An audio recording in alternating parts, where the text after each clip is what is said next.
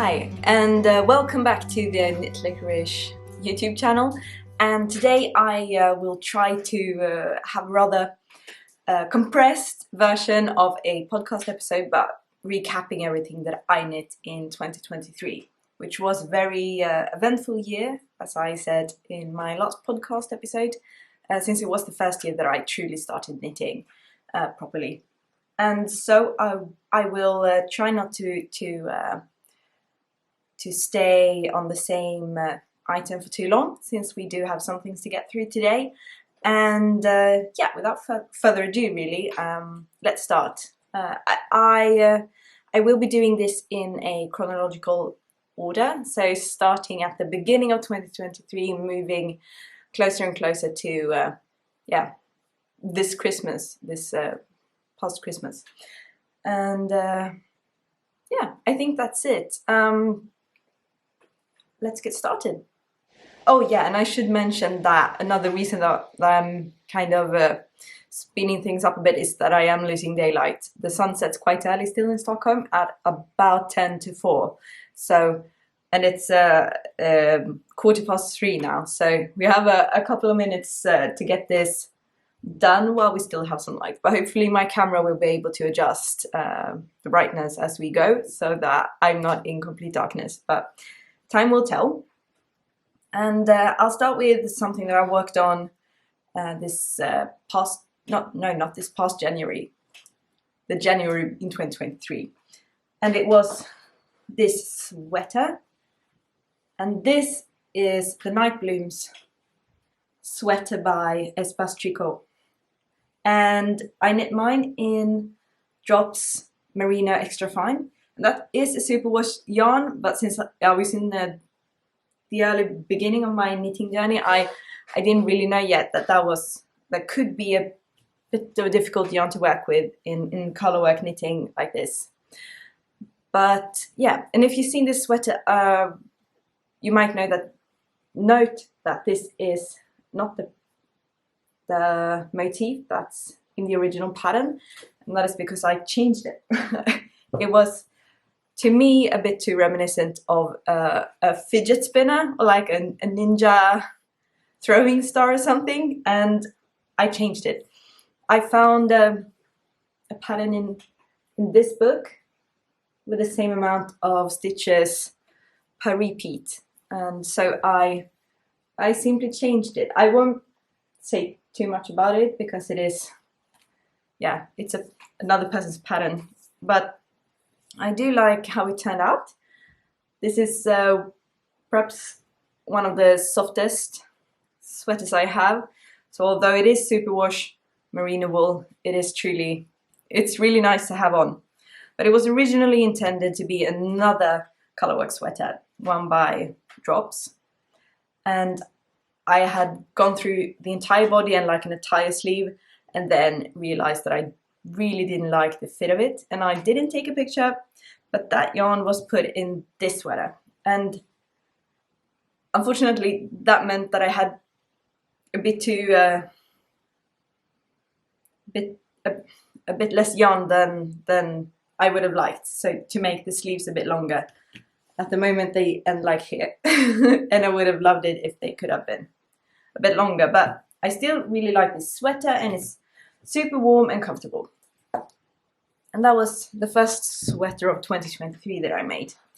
And yeah, throughout this video, for at least the sweaters, I will put some cutaway footage, just so that you can, yeah, be able to tell a bit better what they look like on.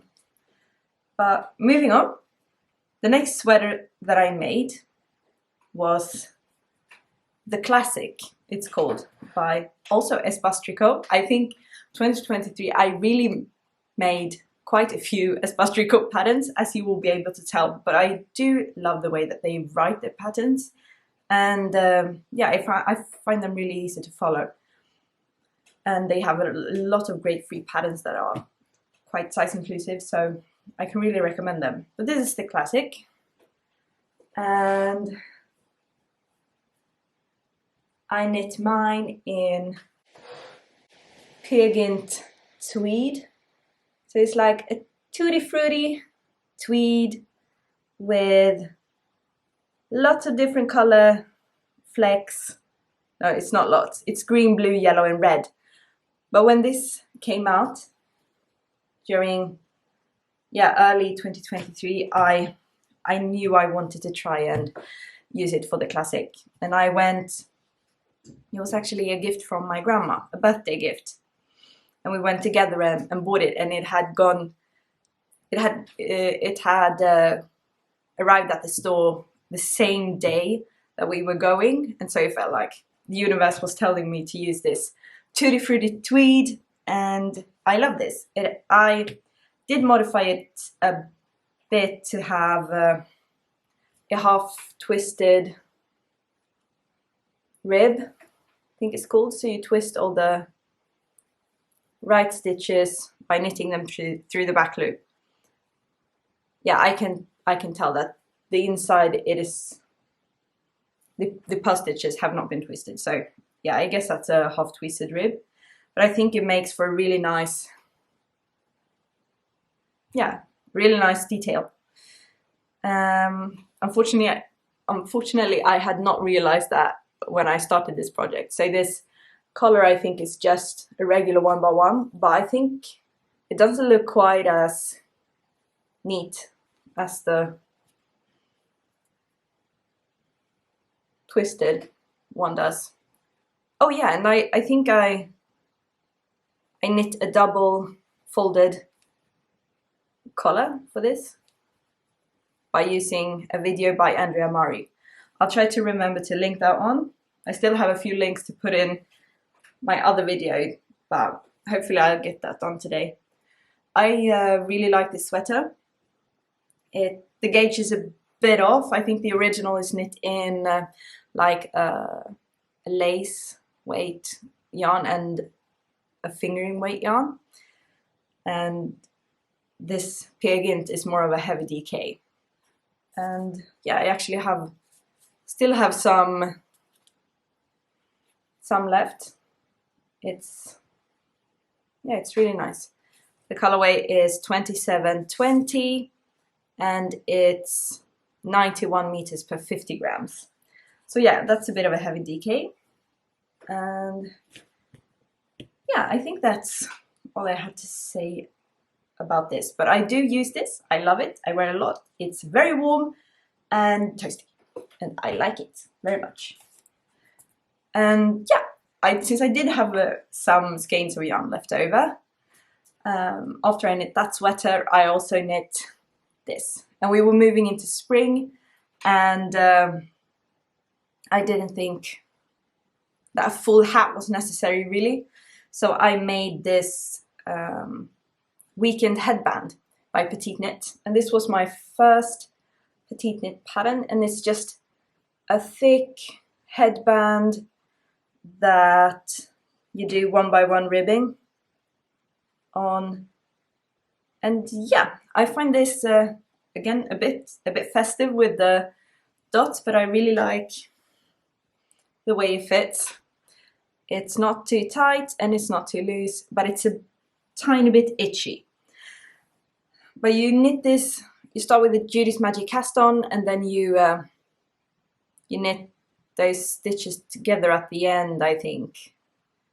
So this is what it looks like on the inside, and I don't think that's a secret because there are videos of this on YouTube.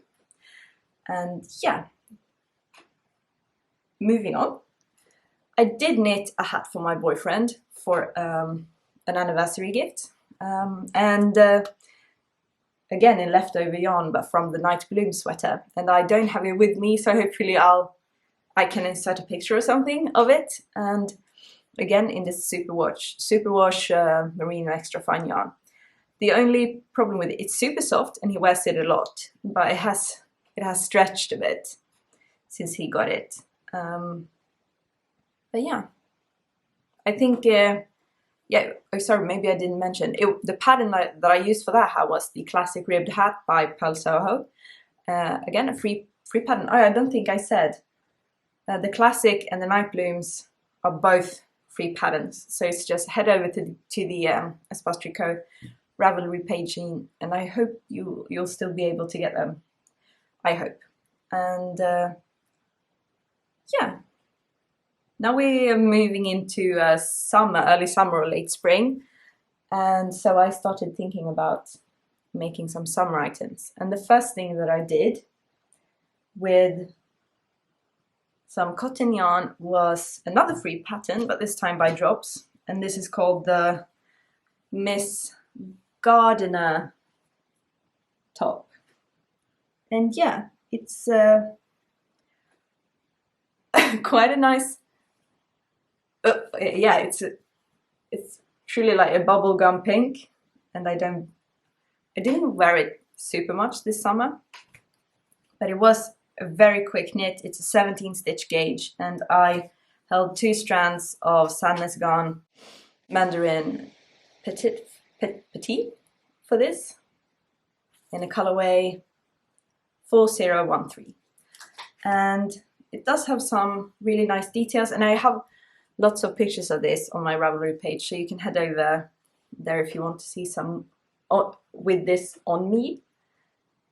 But it's like this broken rib, I think it's called, going through up the sides, and it has nice details going up the front, and then you have 2 yeah, like I-cord straps, and it is comfortable.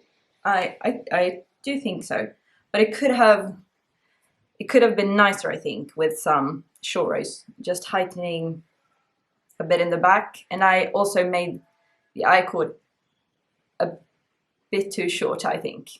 It could have been a bit longer, but I was afraid that it was going to stretch, and now unfortunately it doesn't quite stretch enough.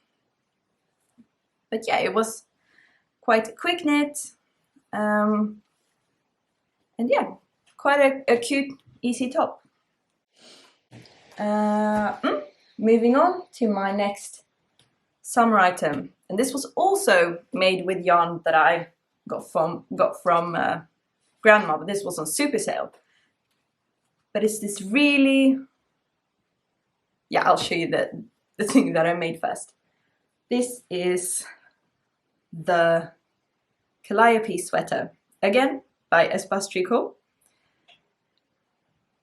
And if you've seen that pattern, you'll probably catch the big modification that I made to this, which is that I simply made the sleeves super short. I think, yeah, actually I moved straight into ribbing at the underarm, I can tell now.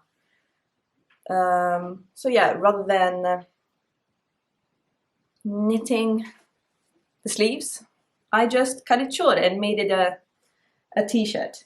And yeah, this is a really nice pattern, I think. It has nice details at the front, or at the upper yoke, I mean.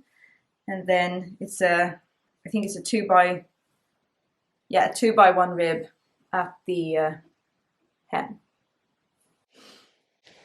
And there's not much to say about this. I don't think I modified it any more than that, but it is made in this super nice soft yarn by FibraNatura.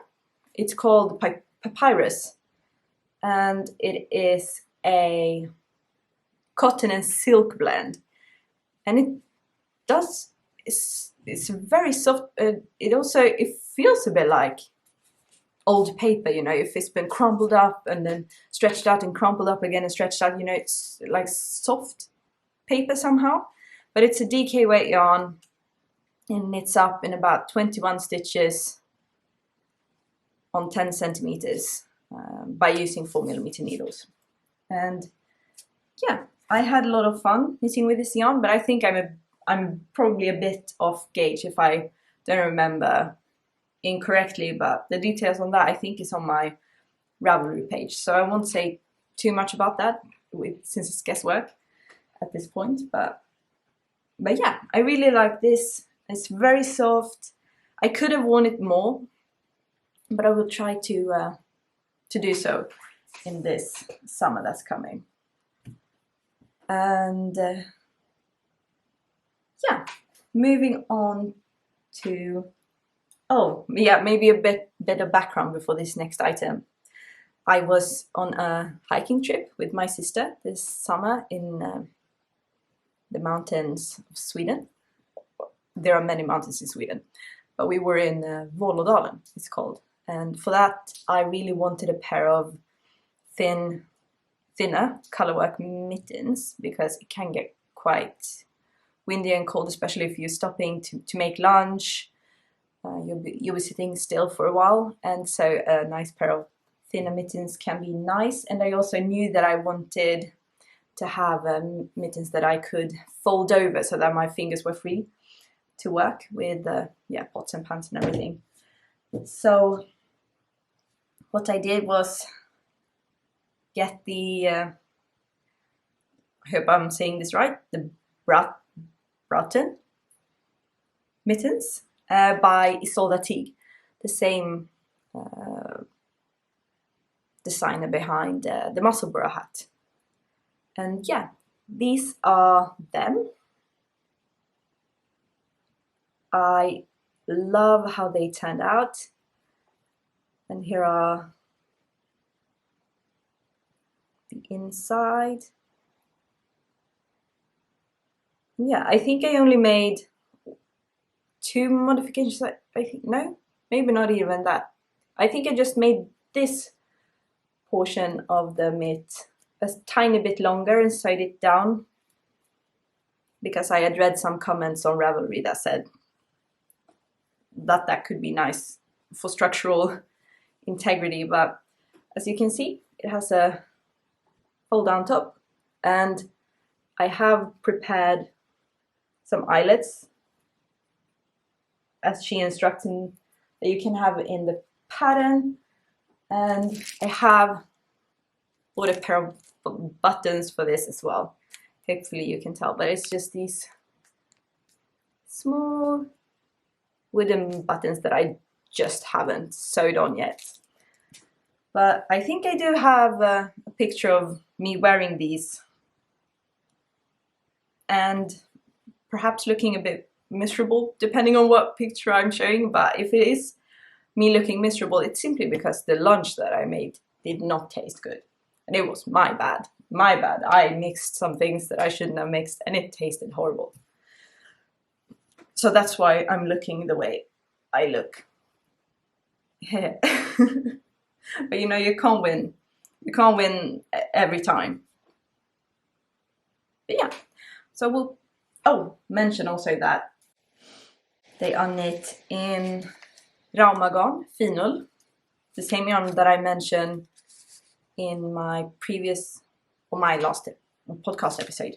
And yeah, in this white and kind of like golden deep green kind of a shade. And yeah, I think they are quite nice together, and I liked working with this yarn. So much so that I made an entire sweater in it, but we'll be getting to that in a moment. And this is the colorway 4125. This is just a plain white, I think, 0400. And it's a Norwegian wool, and it's 175 meters per 50 grams. And yeah, I really like making them, although I did kind of marathon knit them in order to take them with me when I went.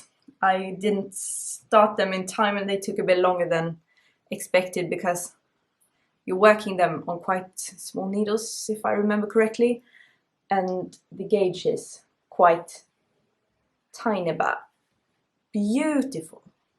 And they are missing, according to the pattern, you also have kind of an inner mitten portion, so that is an extra layer on like this bit, this bit here. And I was planning on doing that, but I didn't have time. But if I ever get to it, I was planning on using an old yarn that I bought maybe or my mom bought maybe 10 years ago. I don't know if Sandnes Garn makes this anymore, but it's a mini alpaca. It's called mini alpaca, and it's an 100% alpaca, and 50 grams is 150 meters.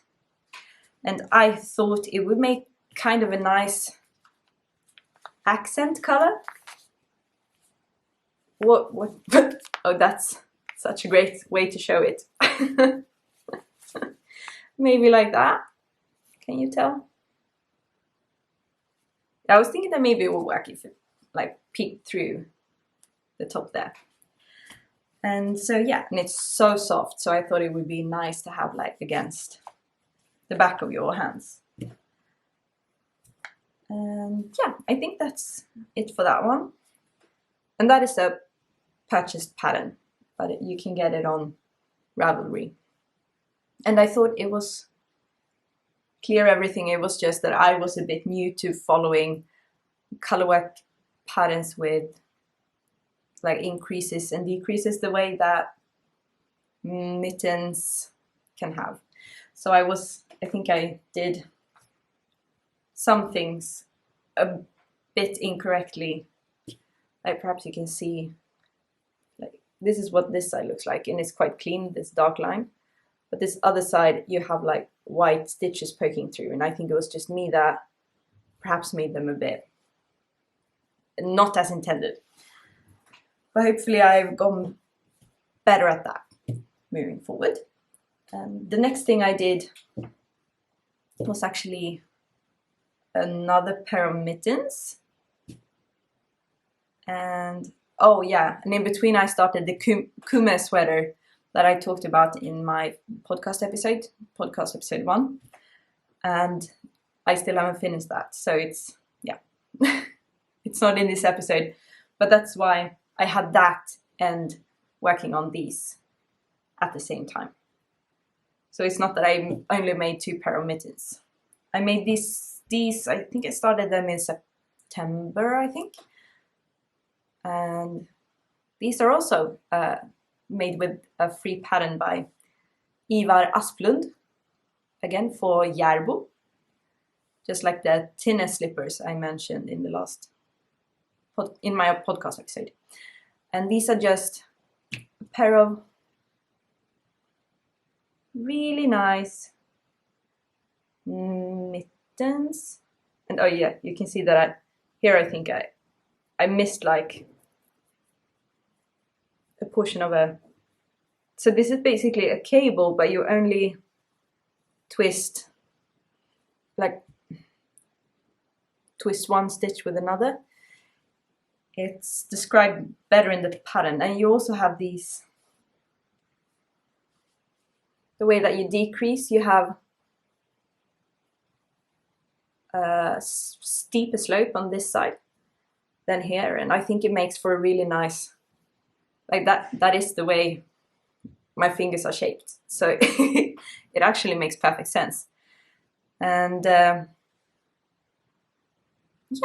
I really like these. They are a bit on the thin side, but I think I knew that going in. I just wanted a pair of, again, thin mittens, and I've already managed to get them dirty somehow, but perhaps that is just the fate of white yarn. But I do really like these. I like working with a pattern. And oh, I think I did modify this because the original pattern has these cables on both the outside and on the inside. And then you wouldn't be able to differentiate the right and left mitten. And if you want that, that's up to you, but I omitted them. And if you follow the pattern, you can kind of tell that if you simply either don't work it at the beginning of the, so you do these on double pointed needles, and you work like two needles and then 2 needles for the back. And if you simply either don't do the cables at the 2 first needles or don't do them at the last 2 needles, you will end up with 2 opposite mittens instead without the cabling on the inside. But I think that's the only thing that I did. And if I haven't said it, I'm so sorry. Hede, the Hede mittens, they are called. And it's a free pattern by Ivar Asplund for yarn. And I made these using yarn that actually, maybe I'll talk a bit more about this in a separate video because it's quite exciting yarn.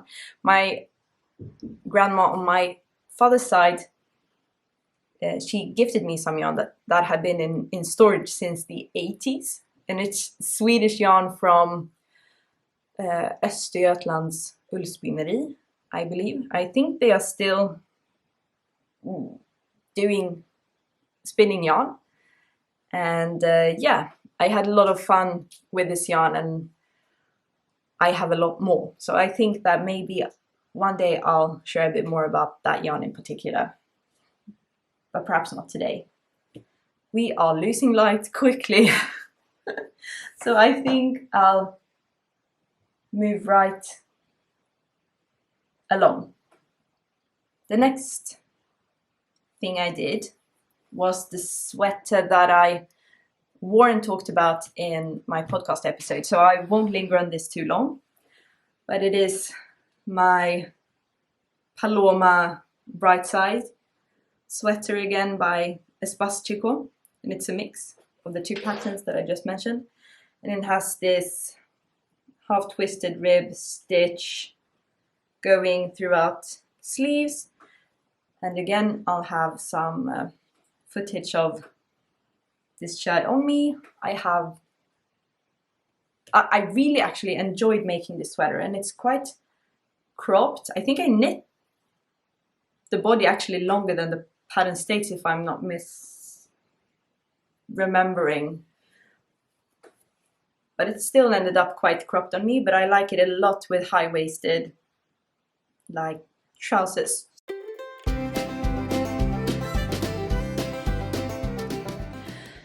I was accidentally cut off by the battery. So the battery is running out, the sun was running out, everything was running out, but we're back. And yeah, like I mentioned, we were on this sweater, and I don't have much else to say about it. I really dive deeper into this in my podcast episode, so I'll refer to that. And yeah, I really like this. Again, it's made with Rauma Finull, just like my Broughton mittens were. And I love this. I wear it a lot, at least once a week at work. And it's a staple. I really like it. There is not much more to say about it. But then, and I made that one in October, I think. October. And I finished it while I was recovering from COVID. And yeah, that gave me some time to finish that one up. And at the same time I was knitting two gifts, and I have neither with me today, but the first one was the Musselburgh hat in Nutiden yarn in Vagabond, a gift for my dad, and I shared a bit more about that in the podcast episode as well. But perhaps I can put in the same pictures. I don't have any good pictures of this project, I'm sorry. Perhaps one day I'll get a photo of it. But he likes it a lot. He says it's, and he does wear it a lot, but he says it's a bit itchy, which I can understand because it's just pure wool, right? And at the same time, I was making my boyfriend a pair of mittens as a birthday gift. And I had seen these colorwork mittens by Järbo, again, free patterns. And I liked elements of both mittens that I saw. So one was Kråkklöver and the other was Julvanten. And so I combined the patterns and I knit him a pair of mittens in Calliope, in this grey and red color that he didn't know that he chose himself, but he did, because I sent him just an image of the colorways without any information, just said pick two, one lighter color and one darker color that you like together, like months previously to his birthday. and made him this pair of mittens. And I do have some photos of them, and I love how they came out. I think it's probably my most favorite colorwork project actually to date. And I'm thinking of making a pair for myself. The one thing that he says is that it's a bit tight around his thumb, and I think that's because I didn't do the increases for him early enough, and so it's a bit tight, like over this part of his hand. But otherwise he wears them a lot, and I'm truly happy with how they turned out. And moving on to the last thing I did in 2023, and I did struggle a bit with this because it was taking a lot longer than I thought it would take me. I really wanted a shawl, and I saw a shawl on a lecture that was held at the, oh, what's it called? It's one of the museums in Stockholm, and the speaker was Lotta Löthgren, and I think she's been featured in Liner magazine and perhaps Pom Pom before, but she has a yarn store in a forest in Sweden, basically. So it's yeah, she has a really fun Instagram if you're interested, and it's Elk Market Yarn, I believe the store is called. And they have an Instagram as well. But basically what I'm trying to get to is that I got this book as a gift from my mother, because my birthday was this November, and I got this book from her, and it's called Observations. And in this book there is a pattern, and I had the yarn for it basically already, so I was thinking, yes, that's fantastic, I'll do that one.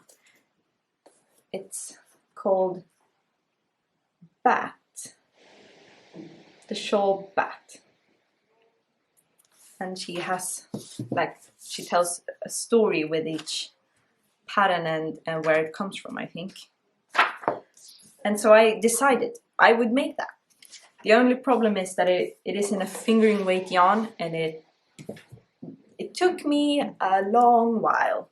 I finished this up the day before New Year's Eve, because I said I don't want to bring this into the next year. I want to be finished and have a clean slate sort of moving forward. But this is my Bat shawl, and the colorways are quite similar to her colorways. I think I have a darker beige shade, and also I have switched the colors, so I have my red where she has her white, and so on. And this is a really, I think it's truly beautiful. I love this a lot, and I wear this like instead of a